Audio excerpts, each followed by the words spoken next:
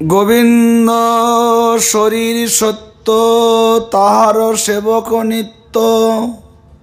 বৃন্দাবন ভূমি তেজময়, ত্রিভুবনে শোভাসার হেনস্থান নাহি আর। যাহার শরণে প্রেম হয়। কলিযুগ পাবন অবতার রসসাগর শিরোমণি নদিয়া বিহারী, অপার করুণায় বিশ্ববরেণ্য বৈষ্ণব কুলতিলক, প্রেমদাতা নিতাই চাঁদের প্রেম ঘনীভূত মূরতি, বিশ্ববরেণ্য বৈষ্ণব কুলতিলক, প্রেম ভক্তি মহারাজ শ্রী শ্রী শিল নরোত্তম দাস ঠাকুর মহাশয়, তাহার লেখনী গ্রন্থখানির নাম শ্রী শ্রী প্রেম ভক্তি চন্দ্রিকা।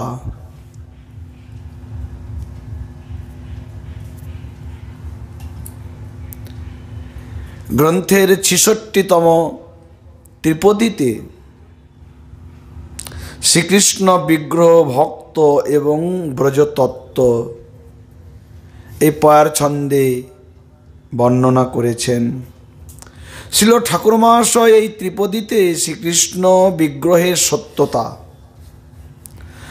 ভক্ততত্ত্ব এবং শ্রী বৃন্দাবনের তত্ত্ব বর্ণনা করিতেছেন।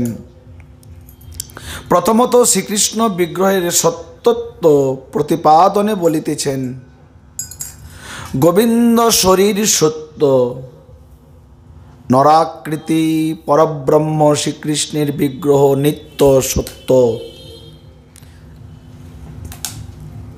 কৃষ্ণের যতেক খেলা সর্বোত্তম নরলীলা, নরবপু তাহার স্বরূপ, নরবপু তাহার স্বরূপ। কৃষ্ণ বিগ্রহ নিত্য, সচ্চিদানন্দই সেই বিগ্রহের একমাত্র উপাদান। আমাদের দেহখানি যেমন ৫টি জড় উপাদান দিয়ে, উপাদান অর্থাৎ ৫টি জড় তত্ত্ব দিয়ে দেহটি গঠিত। ক্ষিতি, অপ, তেজ, মরুদ, বোম।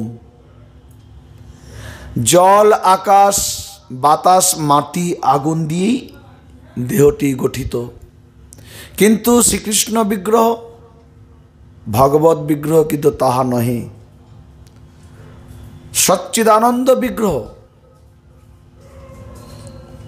সচ্চিদানন্দ উপাদান দিয়েই তার গঠিত। যেমন চিনির পুতুল, চিনি দিয়ে পুতুল গড়া হয়েছে। চিনির পুতুল যেখানেই জিহ্বা দেওয়া হবে, যেখানে আস্বাদন করা যাবে, সেখানেই মিষ্টতাই পাওয়া যাবে। চরণ, হস্ত, মস্তক, কেন না সবটাই তো চিনি দিয়েই তৈরি। অতএব চিনি মিষ্টি। তেমনি শ্রীকৃষ্ণের বিগ্রহ সচ্চিদানন্দ বিগ্রহ, চরণ থেকে মস্তক পর্যন্ত সচ্চিদানন্দ বিগ্রহী উপাদান দিয়ে তৈরি। জীবের স্বরূপ চিৎকোণ বা নিত্য হলেও তাহাদের মাইক দেহটি প্রকৃতির উপাদান দিয়ে গড়া, সুতরাং অনিত্য বা নশ্বর। ঈশ্বরের দেহ দেহি ভেদ নাই। দেহ দেহি বিদ্যা চৈব নশ্বরে বিদ্যতে কচ্চিৎ। শ্রীমৎ জীবগোস্বামীপাদ ভগবত সন্দর্ভীয় সর্বসম্মাদিতে মহাভারতের প্রমাণ উদ্ধৃত করিয়াছেন। ন ভূত সঙ্গ সংস্থান দেহ হস্য পরমাত্মনঃ, অর্থাৎ পরমাত্মার দেহ কখনোই পঞ্চভৌতিক নহে। শ্রীমদ্ ভাগবতের ঋষভদেব বলিয়াছেন, ইদং শরীরং মম দুর্বিভাব্যম, ইদং মনুষ্যাকারং শরীরং মম দুর্বিভাব্যং, অবিতর্কাং মদিচ্ছা বিলসিতং নত্যং প্রাকৃত মনুষ্য ইত্যর্থ। শ্রীধর স্বামী টিকায় বললেন, অর্থাৎ আমার এই মনুষ্যাকার দেহ নিশ্চিত রূপে অবিতর্ক বা তর্কাতীত মদীয় ইচ্ছা বিলসিত চিদানন্দর স্বরূপ। আমি কখনোই প্রাকৃত মানুষ নই। শ্রীকৃষ্ণের স্বরূপ অখণ্ড চিদানন্দময়, তাহার বিগ্রহ স্বরূপ হইতে ভিন্ন বস্তু নহেন। তমেকং গোবিন্দং সচ্চিদানন্দ বিগ্রহম। শ্রীমদ্ গীতা শাস্ত্রে অর্জুনের প্রতি স্বয়ং বলিয়াছেন, ব্রহ্মণ্য হি প্রতিষ্ঠাহম নাহং প্রকাশ সর্বস্ব যোগ মায়া সমাবৃত। অর্থাৎ আমি ব্রহ্মের ঘনীভূত প্রতিষ্ঠা, যোগমায়ার দ্বারা সমাবৃত থাকায় আমি সকলের নিকট প্রকাশ প্রাপ্ত হই না। শ্রী গোপাল তাপনীতে শ্রুতিতে দেখা যায়, কৃষ্ণ বৈশ্য পরমং দৈবতম, কৃষ্ণ এব পর দেবস্তং ধায়ত্তং রসেত তৎ যজেদিতি। পূর্ব তাপনীতে শ্রী সনকাদি ঋষিগণ ব্রহ্মার নিকট প্রশ্ন করিয়াছিলেন, পরম দেবতা কে? চতুষ্ষণ সনক, সনন্দন, সনাতন, সনত কুমার ব্রহ্মার কাছে প্রশ্ন রেখেছিলেন, পরম দেবতা কে? তদুত্তরে ব্রহ্মা বলিলেন, কৃষ্ণই পরম দেবতা। পূর্ব তাপনের উপসংহারেও দৃষ্ট হয়, সর্বোৎকৃষ্টতা হেতু কৃষ্ণই পরম দেবতা। তাহারই ধ্যান করিবে, তাহারই রসমাধুরী আস্বাদন করিবে এবং তাহারই ভজন করিবে। আমাদের একমাত্র শ্রীকৃষ্ণের ধ্যান করা উচিত। শ্রীকৃষ্ণের ধ্যান এবং শ্রীকৃষ্ণের গুণানুকীর্তন, তাহার রসমাধুরী আস্বাদন এবং তাহারই ভজন, এই সকল বাক্যে শ্রীকৃষ্ণের নরাকৃতি স্বরূপের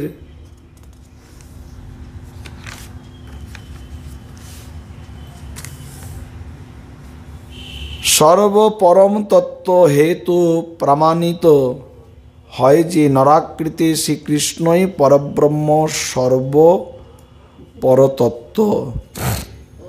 শ্রীকৃষ্ণই পরতত্ত্ব, পরমাত্মা, আনন্দমাত্র। করপাদ মুখ রাধি শ্রুতি, চিনির পুতুলে যেমন সর্বস্বই চিনি, তদ্রূপ শ্রীকৃষ্ণ বিগ্রহের কর চরণাদি সর্বস্বই সচ্চিদানন্দ। সর্ব বেদান্ত সার শ্রীমদ্ ভাগবতের প্রারম্ভে তাই মহামুনি ব্যাসদেব সত্যং পরং ধীমহি বলিয়া সত্য স্বরূপ পরমেশ্বর শ্রীকৃষ্ণের ধ্যান করিয়াছেন। ব্যাসদেব, পরমহংস চূড়ামণি ব্যাসদেব, তিনি কৃষ্ণকে বর্ণনা করতে গিয়ে, কৃষ্ণ কথা বলতে গিয়ে শ্রীমদ্ ভাগবতে প্রথম বর্ণনা, প্রথম শ্লোকে বলছেন পরম সত্যং ধীমহি।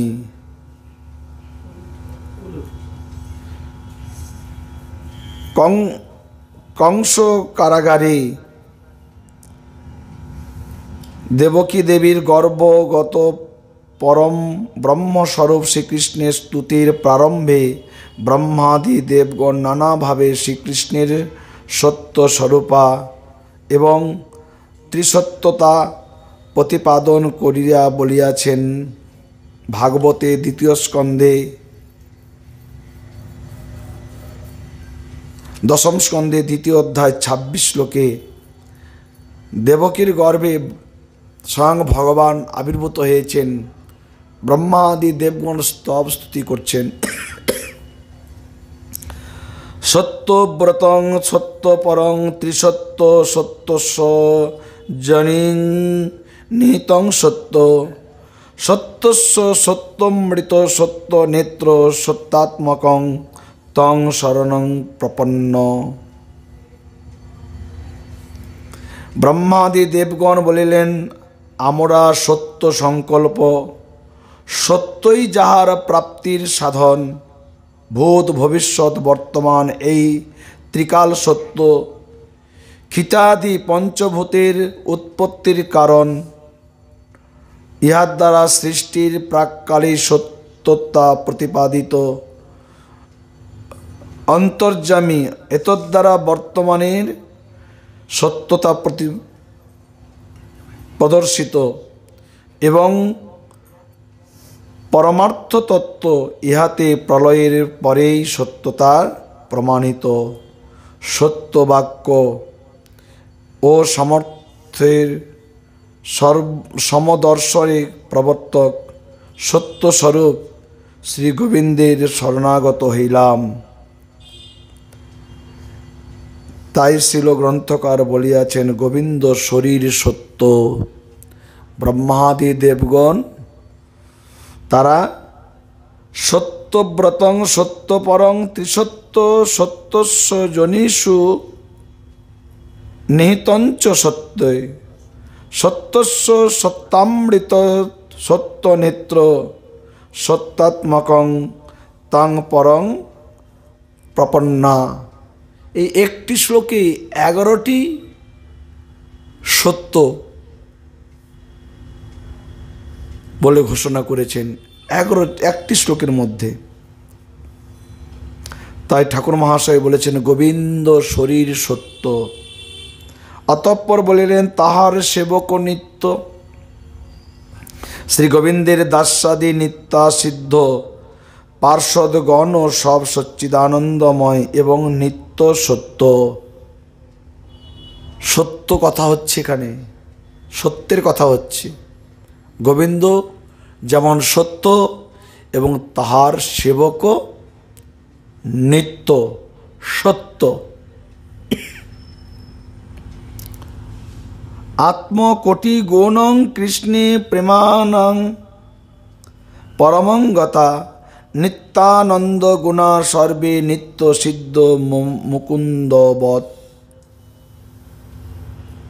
ভক্তির সমৃত সিন্ধুতে বললেন, মুকুন্দবৎ যে নিত্যানন্দ গুণান্তে নিত্য সিদ্ধা ইত্যন্বয় নিত্যাশ্চ আনন্দ স্বরূপাশ্চ গুণাস্তদ উপলক্ষিত দেহাশ্চ যেসাং তে ইতি।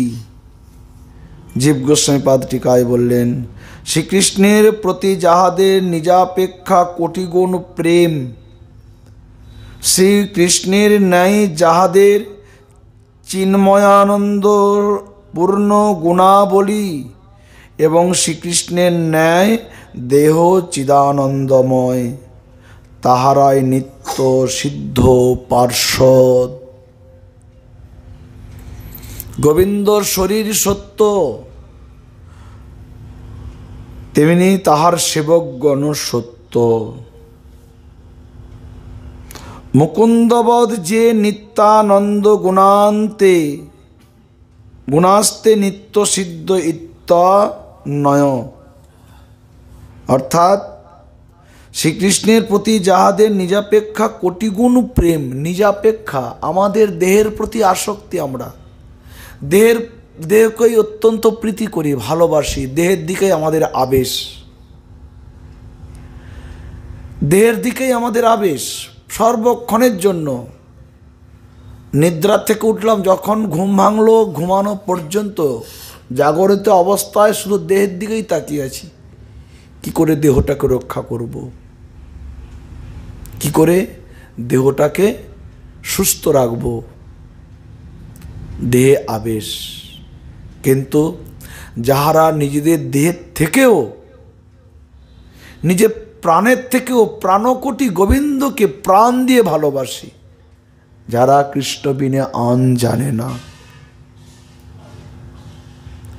শ্রীকৃষ্ণের প্রতি যাহাদের নিজাপেক্ষা কোটি গুণ প্রেম, শ্রীকৃষ্ণের ন্যায় যাহাদের চিদানন্দপূর্ণ গুণাবলী, শুধু কৃষ্ণের গুণ আছে তা না, ভক্তেরও গুণ, অনন্ত গুণ। এবং শ্রীকৃষ্ণের ন্যায় দেহ চিদানন্দময়, তাহারাই নিত্য সিদ্ধ পার্ষদ। এমনকি শ্রীকৃষ্ণের ওই সকল পরিকর অনুগত জাগতিক ভক্তগণও তাহার কৃপায় সচ্চিদানন্দময় দেহপ্রাপ্ত হইয়া থাকেন। শ্রীমান মহাপ্রভু তাহার প্রিয় পার্ষদ শ্রীমৎ সনাতন গোস্বামী পাদের নিকট শ্রীমুখে বলিয়াছেন, প্রভু কহে বৈষ্ণবের দেহ প্রাকৃত কভু নয়। বৈষ্ণবের দেহ কখনো প্রাকৃত নয়, কখনো প্রাকৃত মনে করো না। বৈষ্ণবকে দেখে কখনো মানুষ মনে করো না। বৈষ্ণবের দেহ কভু প্রাকৃত কভু নয়, অপ্রাকৃত দেহ ভক্তের চিদানন্দময়।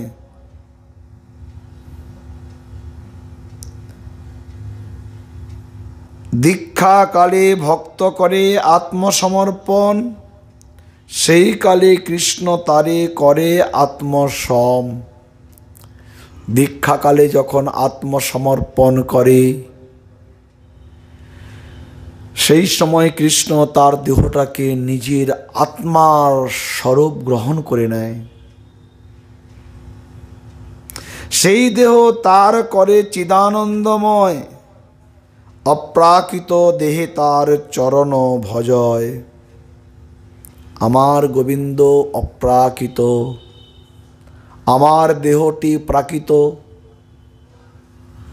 আমার মন বুদ্ধি সব জড়ীয় ভাবাপন্ন প্রাকৃতময়।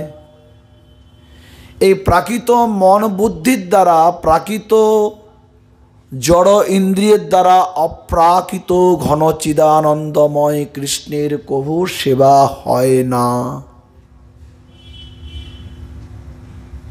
এই জন্য মন বুদ্ধি সর্বস্ব কৃষ্ণে অর্পিত হওয়া চাই। সেই দেহ তার করে চিদানন্দময়। যখন গুরুচরণ আশ্রয় করে দীক্ষা নিলাম, যদি প্রকৃত আত্মসমর্পণ করতে পারি, শরণাগত জনকে কখনো প্রভু ছাড়ে না।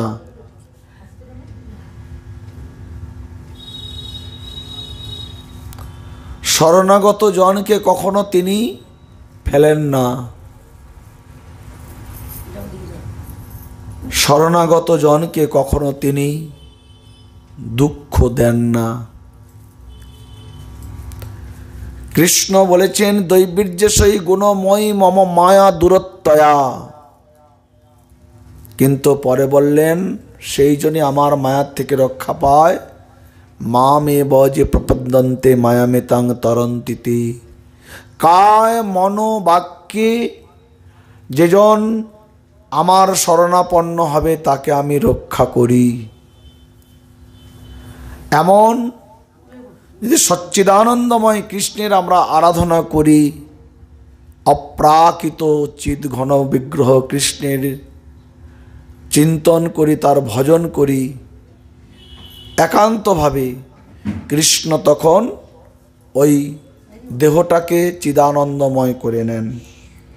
সেই দেহ তার করে চিদানন্দময়, অপ্রাকৃত দেহে তার চরণ ভজয়। অপ্রাকৃত দেহে দিকে দেখাও,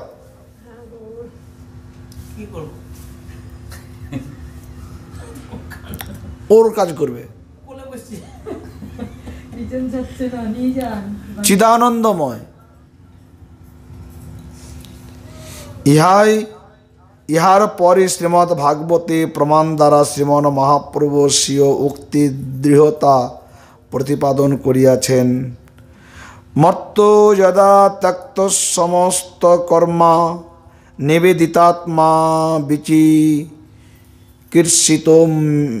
মে তদা মৃতত্বং প্রতিপদ্য মনো মায়াত্মভূতা ভূয়ায় চ কল্পতে বৈ।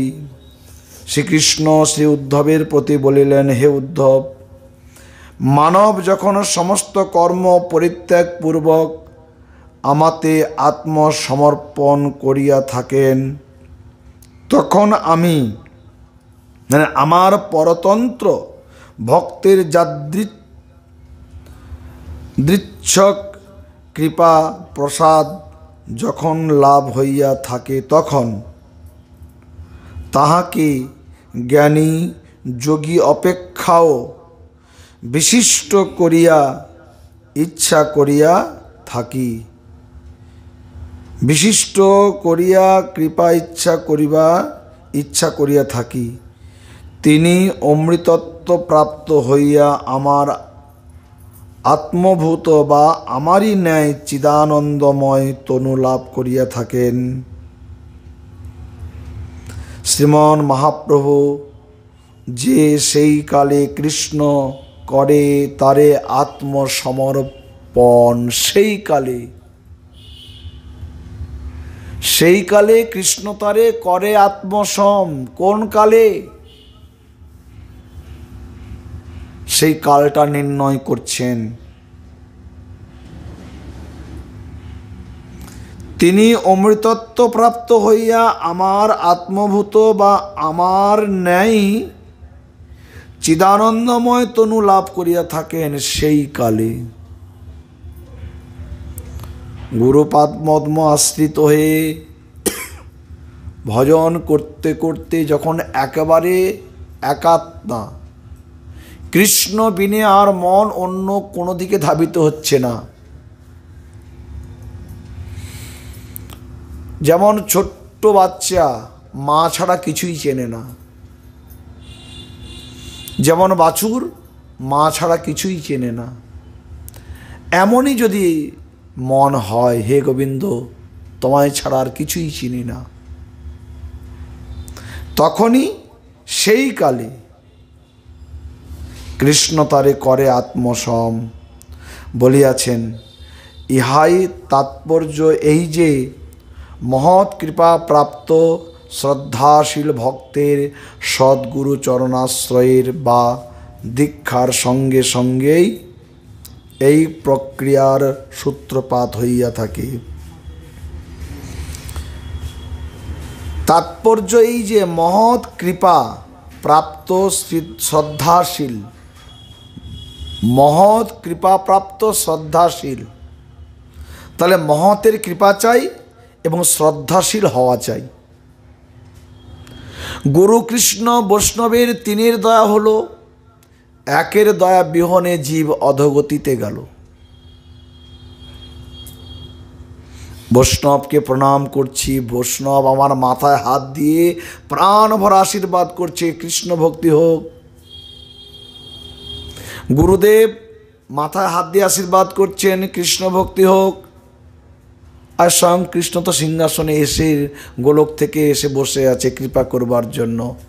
তিনের দয়া হলো, তিনের কৃপা হলো, কিন্তু একের দয়া বিহনে জীব অধোগতিতে গেল। সে একজনকে আমার মন। গুরুদেব বলছেন আশীর্বাদ করছি তোর ভজনে ঊর্ধ্বগতি হোক। বৈষ্ণব আশীর্বাদ করছেন, কৃষ্ণ কৃপা করছেন। কৃষ্ণ কৃপা জগৎময়, তিনি তো কৃপা করেই আছেন, নাহলে বাঁচব কি করে? তার দয়াতেই শ্বাস প্রশ্বাস চলছে, তার দয়াতেই গমনাগমন হাঁটা চলা সব কিছু হচ্ছে। তিনি তো জগৎ কৃপাময়, তার কৃপা জগতে কৃপাময়, তিনি কৃপাময় হরি। কিন্তু আমার মনের দয়া হলো না, আমার মন গুরু বাক্যে আমার নিষ্ঠা নাই, বৈষ্ণব বাক্য বিশ্বাস নেই। আর কৃষ্ণকে দেখছি, দেখতে হয় দেখছি, প্রতিদিন আসতে হয় আসছি, যন্ত্রচালিত মন আমি দিচ্ছি না, কি করে কৃপা হবে? তাৎপর্য এই যে মহতের কৃপা প্রাপ্ত শ্রদ্ধাশীল, শ্রদ্ধা আদৌ শ্রদ্ধা,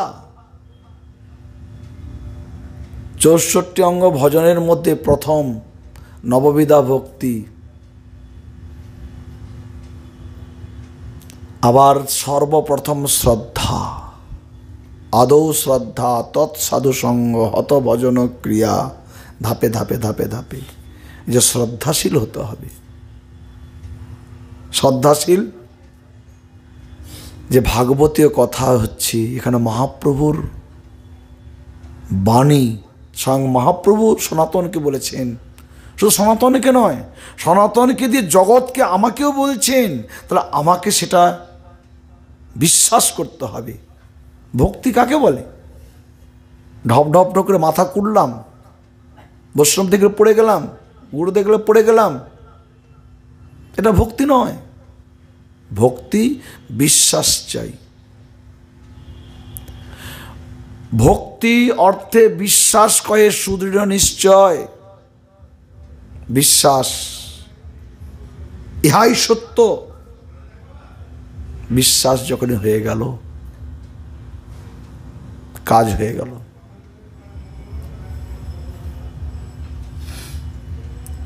এক গোয়ালিনী আশ্রমে প্রতিদিন দুগ্ধ দিতে আসে নদী পার হয়ে,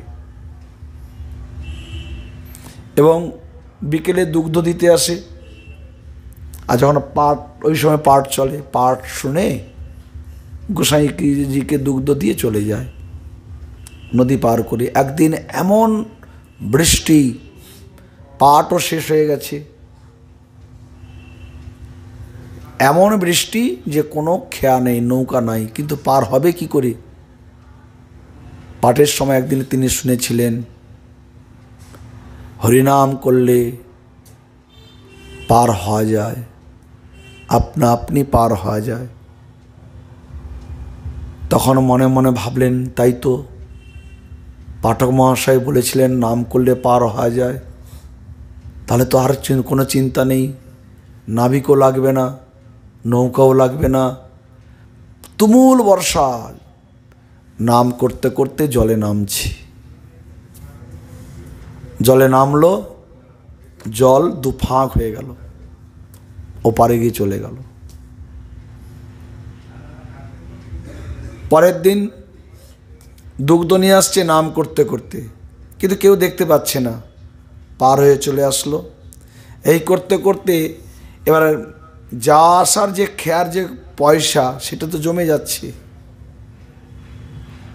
মনে মনে ভাবছে এই পয়সা অনেক জমেছে, আমি সাধু সেবা দেব। ওই মন্দিরে গোসাইজিকে, যিনি ভাগবত পাঠক, তাকে নিমন্ত্রণ করলেন।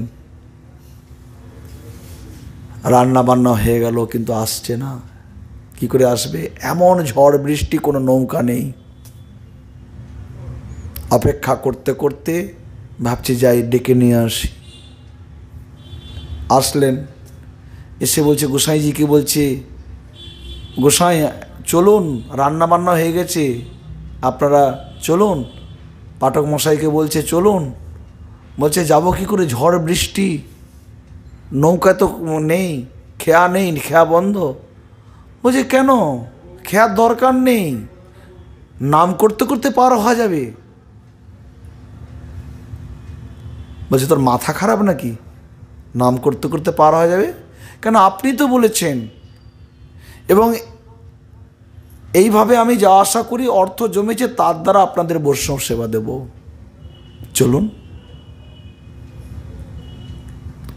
কিছুতেই যাবে না। বলছে আমি তো এসেছি, আপনারা চলুন, আপনাদের নিয়ে যাব, চলুন, আমি নিয়ে যাব, নৌকা ঠিক করেছি। নদীর সামনে চলে আসলো, নাম করতে করতে দিব্যি হাঁটছে, আর ওনারা নামলো, হাঁটু জল, কাপড় তুলছে, তারপর আর একটু নামছে, আর একটু জল উপরে উঠছে, তখন আর কাপড় তুলতে তুলতে আর পার হতে পারলো না। কারণ ওদের দেহের দিকে আবেশ, নামে বিশ্বাস নেই। মুখে বলেছে, নামের দ্বারা একবার রাম নাম লিখে শিলাকে ভাসিয়ে সাগর বন্ধন করেছে হনুমান। নামের এমনই মাহাত্ম্য, নামের দ্বারাই একমাত্র ভবসিন্ধু পার হওয়া যায়। আর সেই নামকে বিশ্বাস করে নামে যদি ভবসিন্ধু পার হওয়া যায়, যার কোনো কুল কিনারা নাই, আর আমি নামের দ্বারা আমি নদী পার হতে পারবো না? আকুল প্রাণে নাম করতে করতে নদী পার হলেন, কিন্তু ওনারা পার হতে পারল না। এই যে বিশ্বাস, ইহাই সত্য। বিশ্বাস, দৃঢ় বিশ্বাস যদি থাকে তখনই ভক্তির উদয় হবে। বিশ্বাস নেই, ভক্তি মহারানী কৃপা হবে না। তাই শ্রদ্ধাশীল হওয়া চাই, মহতের কৃপা তো চাই, এবং তার সঙ্গে সঙ্গে শ্রদ্ধাশীল হওয়া চাই। সদ্গুরু চরণাশ্রয়ে বা দীক্ষার সঙ্গে সঙ্গেই এই প্রক্রিয়ার সূত্রপাত হইয়া থাকে। এই যে দেহটা যে চিদানন্দময় হয়ে যাবে, নাম করিতে করিতে জীব নিত্য দেহ পায়, নিত্য দেহ পেয়ে জীব নিত্য বৃন্দাবনে যায়। নাম আশ্রয় করতে করতে, নাম করতে করতে যখনই তোমার বিশ্বাস জেগে গেল, বিশ্বাসের সহিত যখনই শ্রদ্ধা গাঢ় হচ্ছে, ভক্তি মহারানী কৃপা হচ্ছে, তখনই দেহটা চিদানন্দময়, তখনই অপ্রাকৃত, আমার গোবিন্দ অপ্রাকৃত, দেহটা তখন অপ্রাকৃতময় হয়ে গেল। এবার চলছ সেবা। ভজনানুশীলন ক্রমে সাধকের যে পরিণামে চিত্ত পরিমার্জিত হয় বা ক্রমশ সাধক নিষ্ঠা রুচি আসক্তি স্তরে উন্নীত হয়, তদনুসারে আংশিকভাবে তাহার দেহ ইন্দ্রিয় মন ও বুদ্ধি জড়ীয় তত্ত্ব ত্যাগ করিয়া ক্রমশ চিদানন্দত্ব প্রাপ্ত হইতে থাকি। যে যে পরিমাণে আহার করব সেই সেই পরিমাণে খিদা দূর হবে, শরীরে শক্তি পাওয়া যাবে, দুর্বলতা কাটবে। প্রচণ্ড তৃষ্ণা, যে যে পরিমাণে আমি জল পান করব সেই সেই পরিমাণে তৃষ্ণা দূর হবে। তেমনি শ্রদ্ধা, সাধুসঙ্গ, হত ভজন ক্রিয়া, রুচি, আসক্তি, এই সমস্ত স্তরে স্তরে ধাপে ধাপে যখন এগিয়ে যাচ্ছি, যতটা পরিমাণে আমার দেহ ইন্দ্রিয় মন পরিমার্জিত হবে, সেই সেই পরিমাণে চিদানন্দত্ব প্রাপ্ত হইতে থাকে। জড়ীয় তত্ত্ব তখন আর দেহের মধ্যে থাকে না।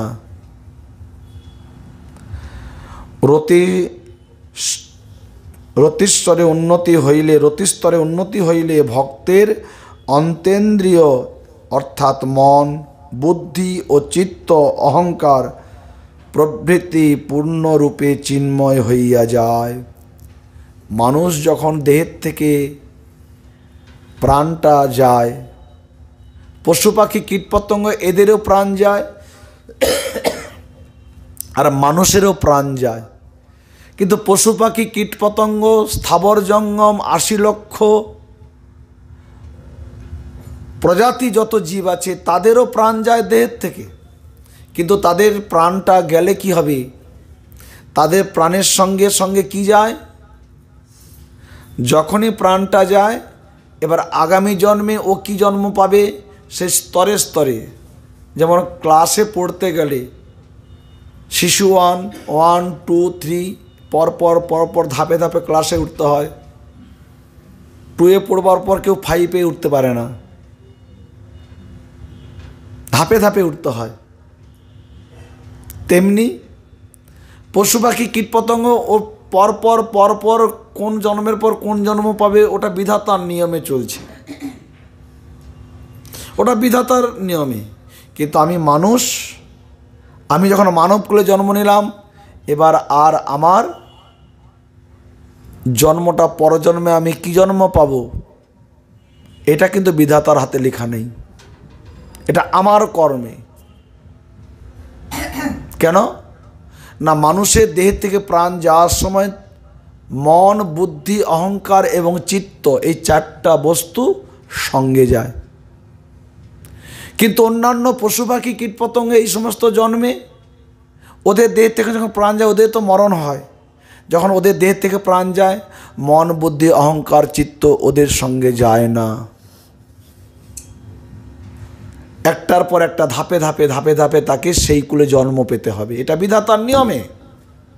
কিন্তু আমার জন্ম, যখনই আমি মানব কুলে জন্ম নিলাম, এবার জন্মের নিয়ন্ত্রণ সম্পূর্ণ আমার উপর, সম্পূর্ণ নিয়ন্ত্রণ আমার উপর। আমি যেমন কর্ম করব, সেই কর্ম অনুসারে আমার মন তৈরি হবে, সেই কর্ম অনুসারে আমার চিত্ত তৈরি হবে, সেই কর্ম অনুসারে আমার বুদ্ধি জাগ্রত হবে, এবং সেই কর্ম অনুসারে আমার অহংকার তৈরি হবে। আর দেহের থেকে প্রাণ যাওয়ার সময় মন, বুদ্ধি, অহংকার, চিত্ত, এই চারটে সম্পদ সঙ্গে যায়। আমার মন যদি, একটা কসাই যদি সারা জীবন পশু হত্যা করে, তার মন, বুদ্ধি, সর্বস্ব কিন্তু পশুময় হয়ে যায়। ঘুমাতে ঘুমাতে সে পশু চিন্তা করে, কিভাবে ঘাড় ভটকাচ্ছি। সারা জীবন যদি কেউ অত্যাচার করে, তার মন, বুদ্ধি অত্যাচারময় হয়ে যায়। মন, বুদ্ধি, অহংকার, চিত্ত তখন পাপে লিপ্ত থাকে। মৃত্যু সময় যখন আগত হয়, দেহের থেকে প্রাণটা যায়, ওই পাপ কর্মই চিন্তা করতে করতে, কেন, তার মন তো তৈরি আছে পাপ কর্মে, ওই অবস্থায় মরবে। তখন তার বিচার হবে, একমাত্র মানুষের বিচার হয়। পশু পাখি, কীট পতঙ্গ, লতাগুল্ম, স্থাবর জঙ্গম, এদের বিচার হয় না। আমার জায়গাতে আমি লাউ গাছ লাগালাম, একটা লতা বেয়ে ওপারে চলে গেল, অপরের জায়গায় গিয়ে সেখানে লাউ ধরেছে, তার বিচার হবে? হবে না। এই বাড়ির বিড়াল ওই বাড়ির বিড়ালের সঙ্গে যুদ্ধ করতে করতে তাকে এমন কামড় দিয়েছি, হয়তো মারা গেল, তার বিচার হবে? পশু পক্ষী, কীট পতঙ্গ, লতাগুল্ম বিচার নাই, বিচার হয় মানুষেরই বিচার হয়। যখনই তুমি মানুষ কুলে জন্ম নিলে, এবার আর তোমার স্বতন্ত্র চলবে না। স্বতন্ত্র হয়েছ তো মরেছ, তখন আর কোনো নিজ স্বাধীনে চলা যাবে না। একমাত্র গুরু, কৃষ্ণ, বৈষ্ণব, এই তিনের শরণাপন্ন হয়ে, ওনাদের শরণাপন্ন হয়ে একাগ্রতা মনে ওনাদের বাক্য অনুসরণ করে চলতে হবে। একটা পাও নিজের ইচ্ছামতো চলা যাবে না। মন, বুদ্ধি, চিত্ত, অহংকার যখনই তোমার ভাগবতময় হয়ে গেল, তখনই এই শরীরটা তখন চিদানন্দময় হয়ে যাবে।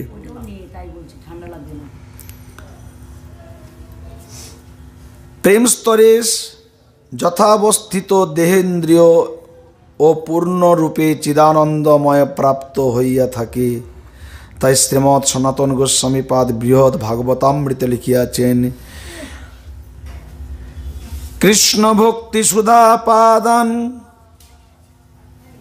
সুধাপানাদ দেহ দৈহিক বিস্মিতে তেষাং ভৌতিক দেহস্পি সচ্চিদানন্দ স্বরূপা। অর্থাৎ শ্রীকৃষ্ণ ভক্তিরূপ অমৃত পানের দ্বারা যাহারা দেহ দৈহিকাদি সব বিস্মিত হইয়াছেন, দেহের কথা মনেই থাকবে না, দেহ আছে বলে জানাই থাকবে না, মনেই থাকবে না। শীত লেগেছে না গরম লেগেছে। ব্রজের এমন এমন মহাত্মাগণ আছেন, কঠোর ঠান্ডা, কঠিন ঠান্ডা, ঘেমে যাচ্ছে, বাতাস করতে হচ্ছে। জ্যৈষ্ঠী আষাঢ় মাসে তাপপ্রবাহে লুই বইছে, অথচ তিনি ভজন করতে করতে আবেশ হয়ে প্রচণ্ড ঠান্ডা লেগেছে, কম্বল গায়ে দিতে হচ্ছে। বিপরীত দেহ, দেহ থাকবে না, দেহ আছে বলে জানাই থাকবে না। এক সিদ্ধ মহাত্মা ব্রজে গোবিন্দকুণ্ডে ভজন করতেন। তিনি মাধুকরী করতে করতে আটা জড়ো রাখতেন, জমা করে মাসে একবার ভাজতেন 60টা রুটি, 60খানা রুটি ভাজতেন। ভেজে শুকনো করে রেখে দিতেন। ভজন করতে করতে যখন আবেশ আসতো,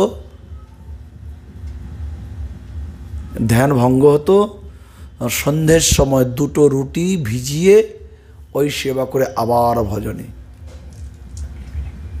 পরের দিন আবার দিনে 2টো রুটি, 30 দিনে 60টা রুটি, ওই একবার ভেজে রাখতেন 1 মাসের জন্য, ওটাই ওনার খোরাক। মাসে একবার রান্না করতেন শুধু শুকনো রুটি। ভজনে আবেশ চলে আসলে না, তখন দেহ আর দেহ মনে হবে না, এ রইল কি গেল।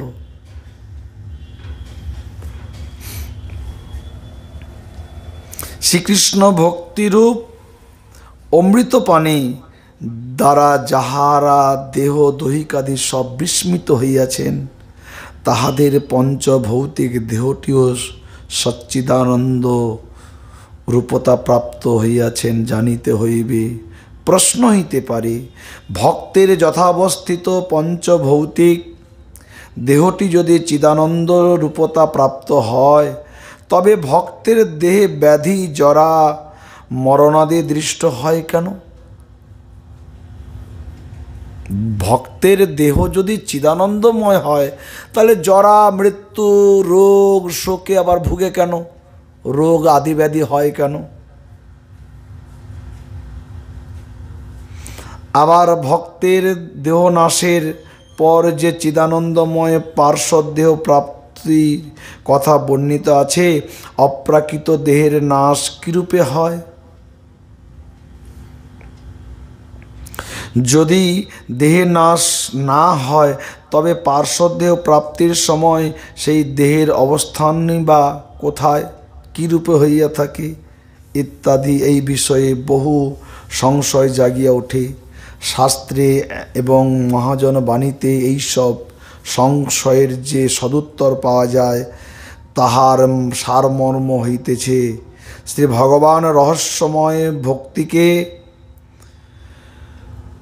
এবং ভক্তি সাধনার কার্য বা ফলকে সতত গোপনে রাখিতে ইচ্ছা করেন। কারণ ভক্তি সাধনার ফল সমস্ত বিশ্ব মানবগণের প্রত্যক্ষীভূত হইলে অনধিকারী ব্যক্তিও ভক্তি সাধনায় হস্তক্ষেপ করিয়া অপরাধী হইতে পারে। ভগবান তিনি এই ভক্তি সম্পদ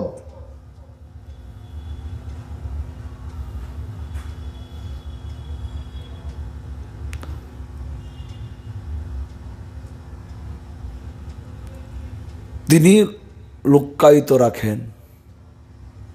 কেন না, জনসমক্ষে যদি সবাই পেয়ে যায়,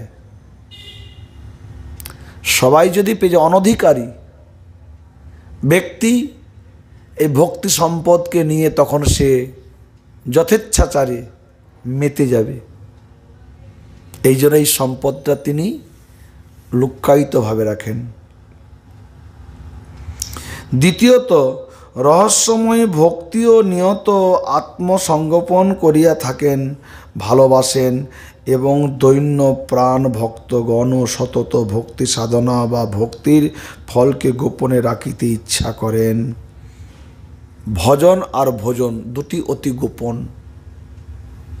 লোভী মানুষের দৃষ্টি পড়ে গেলে তুমি খাচ্ছ ভালো সম্পদ, ভালো বস্তু খাচ্ছ, লোভী মানুষের যদি দৃষ্টি পড়ে যায় জিভে লালা ঝরে, পেট খারাপ হবে। তেমনি ভজনও অতি গোপন। ইহাতে তাহাদের প্রেমের স্বরূপভূত সাধন সম্পদ দৈন্যের পরিপুষ্টি সাধিত হইয়া থাকে। তাই মায়াতীত মহা ইন্দ্রিয় জালিক শ্রী ভগবান ভক্তের চিদানন্দময় দেহেরও পঞ্চভৌতিক দেহের ন্যায় জরা ব্যাধি ও মৃত্যু প্রভৃতি লোকলোচনের দেখাইয়া থাকেন। প্রকৃতপক্ষে ভক্তের চিদানন্দময় দেহটি স্বীয় পার্শ্বদ শরীরের সহিত তাদাত্ম্য প্রাপ্ত হইয়া লীলা রাজ্যে প্রবিষ্ট হইয়া থাকে এবং যাদবগণের ন্যায় সিদ্ধ ভক্তের তাদৃশ একটি মায়াময় প্রাকৃত চিতানলে দগ্ধ হইতে দেখা যায়। এই রহস্যের সত্যতার নিমিত্ত শ্রী ভগবান স্থলীপুতুল ন্যায় পুলকার ন্যায় শ্রীমদ্ ভাগবতী ধ্রুব, শ্রীমদ্ ভাগবতামৃত গোপকুমার প্রভৃতি ভক্তকে যথাবস্থিত দেহেই লীলারাজ্যে প্রবেশ করাইয়াছেন দেখিতে পাওয়া যায়। স্বয়ং ধ্রুব সাধনা করতে করতে চিদানন্দময় স্বরূপ পেয়ে সেই দেহে, তাকে আর দেহের থেকে প্রাণ আত্মাকে বের করতে হয়নি, ওই সশরীরেই তিনি ধ্রুবলোকে গিয়েছেন। আবার গোপকুমার সাধন বলে তিনি কোথায় না ঘুরেছেন, চিদানন্দময় স্বরূপ। এখানেই হরিকথার বিশ্রাম। শ্রী ঠাকুর মহাশয়ের কৃপায় এবং সিদ্ধ বাবার কৃপায় আগামীকাল যেভাবে আস্বাদন করাবেন আমরা সেভাবে আস্বাদন করব। শ্রী গৌরাঙ্গ নিত্যানন্দ শ্রী অদ্বৈত চন্দ্র গদাধর শ্রীবাসাদি গৌর ভক্তবৃন্দ শ্রীকৃষ্ণ